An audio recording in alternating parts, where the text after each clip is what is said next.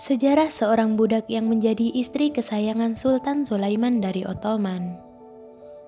Sebelum lanjut, silahkan tekan subscribe, like, dan komen ya, supaya channel ini bisa berkembang dan bisa menceritakan kisah tokoh sejarah terkenal lainnya. Dan nyalakan tombol notifikasinya, agar kalian tidak ketinggalan video terbaru dari channel ini.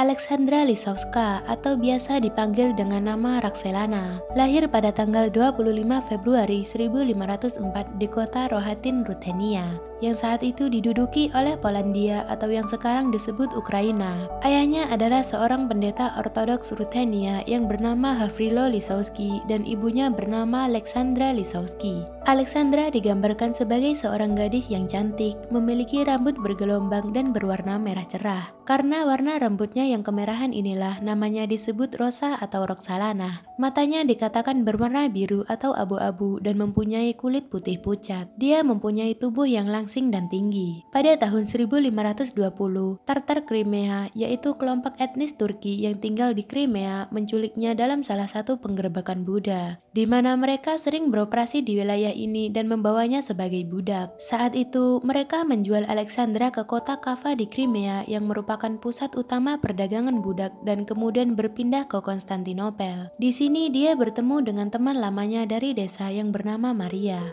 Saat itu usianya baru menginjak 16 tahun. Kemudian mereka dikirim ke Istanbul Harem Sulaiman. Harem adalah bagian rumah terpisah yang diperuntukkan bagi para wanita. Harem adalah tempat berkumpul ibu suri, permaisuri, selir, keluarga kerajaan khususnya wanita, dayang, dan pelayan wanita. Biasanya sebuah harem juga dihuni anak yang masih belia dan perempuan-perempuan yang masih perawan. Pengertian harem sendiri menurut bahasa Arab adalah haram, di mana tempat ini tidak boleh dikunjungi oleh kaum lelaki selain raja yang empunya harem dan kasim. Selama masa Kekaisaran Ottoman di Turki, peran harem adalah untuk mendidik calon istri keluarga kerajaan dan kaum bangsawan tinggi. Harem Kesultanan Ottoman yang dijuluki Seraglio di dunia barat dihuni banyak perempuan, termasuk istri, ibu, anak-anak perempuan sultan, saudara perempuan sultan, kasim, dan budak yang bertugas memenuhi kebutuhan para penghuni. Harem yang dioperasikan pada tahun 1299 hingga 1923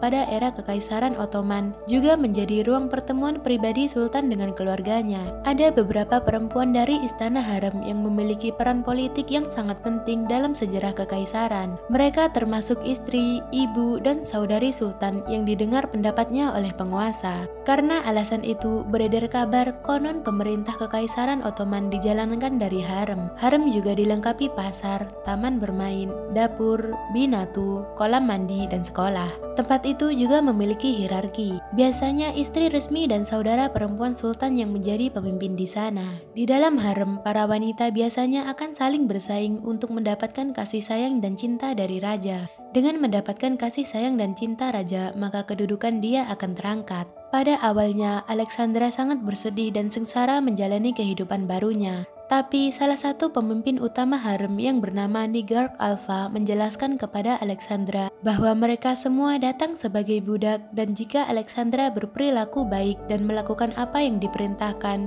dia akan dipanggil sultan. Dan jika dia berhasil memenangkan hati sultan dan memberinya seorang putra, maka putranya itu akan memerintah dunia sebagai sultan. Datang ke harem sebagai budak tidak membuat Alexandra menjadi lemah. Dia mempunyai tekad akan menjadi wanita satu-satunya bagi Sultan Sulaiman. Pada suatu malam, diadakan perayaan besar untuk menghormati Raja Sulaiman. Banyak wanita termasuk Alexandra dipilih untuk menari untuk Sultan atas perintah Ibrahim Pasha. Ibrahim Pasha adalah salah satu teman dan orang kepercayaan Sultan. Sultan Sulaiman tidak bisa mengalihkan pandangannya dari Alexandra selama keseluruhan tariannya yang begitu menggoda. Sejak pertemuan pertama Alexandra dengan Sultan Sulaiman di perayaan, Alexandra kemudian diangkat menjadi selir kesayangan Sultan Sulaiman. Alexandra hanya butuh beberapa bulan sejak hari dirinya bertemu dengan Sultan Sulaiman untuk mendapatkan gelar itu, dan kemudian menjadi pendamping terpenting di antara para selir lainnya. Selain memiliki wajah yang cantik, Alexandra mempunyai semangat yang kuat dan selalu berhasil menyenangkan hati Sultan Sulaiman, sehingga berhasil membuat suasana menjadi penuh sukacita. Alexandra mempunyai sifat pembawaan yang ceria dengan sorot matanya yang selalu berbinar-binar. Hal itu membuat Sultan Sulaiman memberi Alexandra nama Hurrem, yang artinya adalah orang yang selalu ceria menurut bahasa Persia. Sejak diberi nama itu, Alexandra lebih sering dipanggil Hurrem. Sejak Hurrem menjadi selir kesayangan Sultan, dia pindah keyakinan menjadi seorang muslim berkat bimbingan Sultan Sulaiman. Setelah kedatangan Hurrem di harem, membuat Sultan Sulaiman yang dijuluki The Magnificent tidak bisa lepas darinya. Sultan Sulaiman sangat mencintainya. Hal ini bisa dilihat dari puluhan puisi-puisi romantis yang ditulis oleh keduanya di saat mereka sedang terpisah sewaktu Sultan Sulaiman sedang jauh di medan perang. Puisi-puisi romantis ini sampai sekarang masih tersimpan di Museum Kerajaan Ottoman di Turki.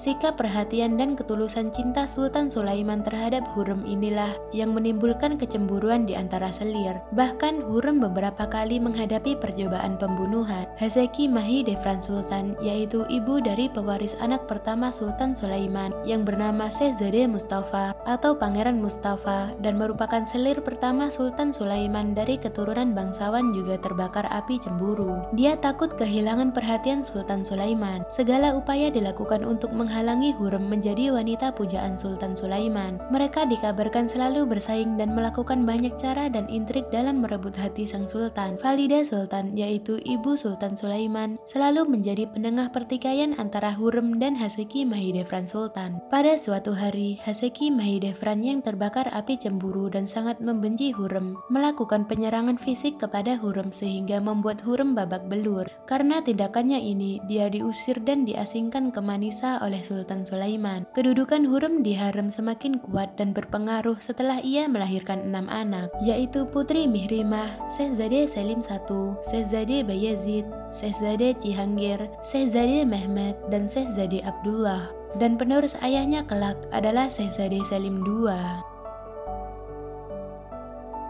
Sebagai bukti cinta Sultan Sulaiman kepada Hurrem, akhirnya Sultan Sulaiman menikahi Hurrem. Karena sudah menikah, maka Hurrem bergelar Haseki Hurrem Sultan. Banyak yang menentang pernikahan ini, terutama ibunda Sultan Sulaiman. Hal ini menyalahi adat kerajaan Ottoman Turki karena Sultan menikahi seorang budak karena menurut adat tidak diperbolehkan. Ini merupakan pelanggaran tradisi panjang Utsmaniyah dan merupakan perubahan terbesar dalam sejarah tradisi Ottoman. Dengan kenaikan status yang cepat ini, banyak orang mulai percaya dan menggosipkan Hurrem Sultan bahwa dia pasti penyihir yang memantrai Sultan Sulaiman. Orang-orang pun mulai menyebarkan desas-desus tersebut. Ketika Sultan Sulaiman mendengar desas-desus itu, dia menghukum semua orang yang mengulangi kisah-kisah negatif tentang wanita yang dicintainya. Pada puncaknya, Hurrem diangkat menjadi Ratu Ottoman Turki dan mendampingi suaminya Sultan Sulaiman. Hurrem diangkat menjadi penasehat raja dan mempengaruhi urusan kerajaan dan hubungan luar negeri. Perempuan asal Rohatyn, Polandia itu pun menulis surat langsung kepada Raja Polandia, Sigismund II Augustus.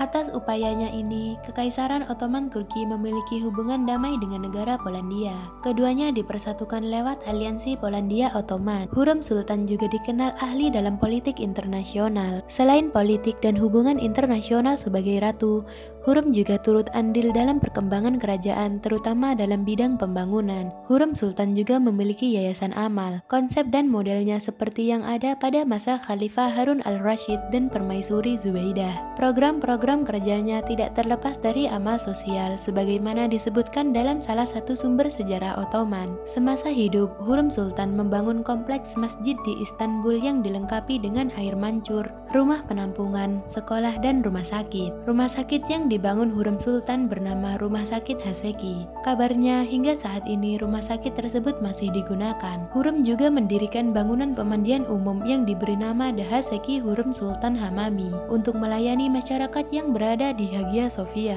Dia juga mendirikan yayasan The Haseki Sultan Imaret pada tahun 1551, sebuah dapur umum yang beroperasi guna memberi makan orang miskin dan yang membutuhkan. Berbuat amal merupakan hal yang paling diutamakan pada masa Ottoman. kebanyakan. Salah satu bentuk paling populer dari sedekah ketika itu adalah wakaf, yang didirikan oleh orang-orang kaya terutama anggota keluarga kekaisaran. Wakaf merupakan sumbangan properti yang bermanfaat sebagai lembaga amal secara permanen. Hurrem Sultan membangun Haseki Sultan Imarat di Yerusalem karena kota itu merupakan kota suci seperti Mekah dan Madinah. Dia ingin memastikan bahwa setiap kota suci memiliki sebuah lembaga yang menampung masyarakat yang kelaparan. Hurrem Sultan memposisikan Haseki Sultan Imarat sebagai alat untuk menjaga ketertiban sosial. Pemberian makan pun dilakukan sesuai dengan hierarki sosial, dimulai dari bangsawan lokal, karyawan, kemudian orang miskin. Dalam mengatur yayasan amalnya, Hurrem dibantu oleh sekretaris kerajaan. Sekretaris kerajaan tersebut bernama Esther Handali yang sebelumnya menggantikan suaminya yang juga sebagai sekretaris kepercayaannya. Meskipun ada hierarki sosial dalam Haseki, juga ada pelajaran bagaimana hidup tertib dalam budaya antrian. Seluruh masyarakat harus mengantri, baik itu tua, muda, wanita, laki-laki, maupun anak-anak. Di masa kejayaan Kesultanan Ottoman, Hurrem Sultan juga dikenal sebagai wanita di belakang Sultan Sulaiman yang mampu memajukan sektor pembangunan. Hurrem Sultan meninggal pada tanggal 18 April 1558 dalam usia 58 tahun karena penyakit yang tidak diketahui. Sultan Sulaiman memakamkannya di sebuah makam pada kompleks Masjid Raya Sulaiman. Dan 8 tahun kemudian, Sultan Sulaiman wafat dan dimakamkan di kompleks yang sama dengan istri tercintanya. Terima kasih buat yang sudah menonton. Kalau kalian suka dengan video ini, silahkan tekan subscribe, like, dan komen ya. Dan komen di bawah pendapat kalian tentang video ini, supaya kita bisa sama-sama belajar. See you the next video.